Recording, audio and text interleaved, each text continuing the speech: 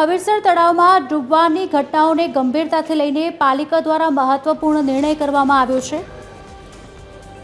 ભુજના હૃદય સમાન હમીરસરમાં લોકોને ડૂબતા બચાવવા માટે તરવૈયાઓને પાલિકામાં તૈયાર રખાશે,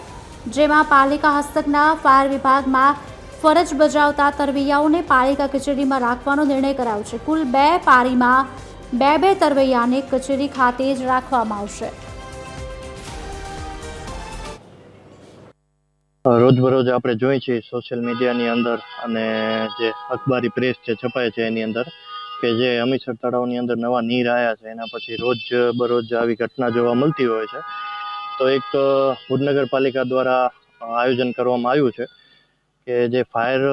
શાખા દ્વારા જે આપણા જે લાઈફ ગાર્ડ છે ત્યાં આરટીઓ બેઠા હોય છે એની જગ્યાએ ભુજ નગરપાલિકા એવું આયોજન કરેલું છે કે ભુજ નગરપાલિકા શાખાની અંદર જ આ ફાયર સેફટી ગાર્ડ બેસે, જેથી કોઈ વ્યક્તિનો કે કોઈ જે ડૂબતો વ્યક્તિનો કોઈને જોવે કે ભાઈ આ વ્યક્તિએ ડાઈ મારી છે કે ડૂબે છે તો તરત પાલિકાનો સંપર્ક કરતા પાલિકાથી જે આપણા લાઈફ ગાર્ડ છે એ તરત હમીરસર પહોંચી અને એમનો જીવ બચાવી શકે એના માટેનું આયોજન કરેલું છે।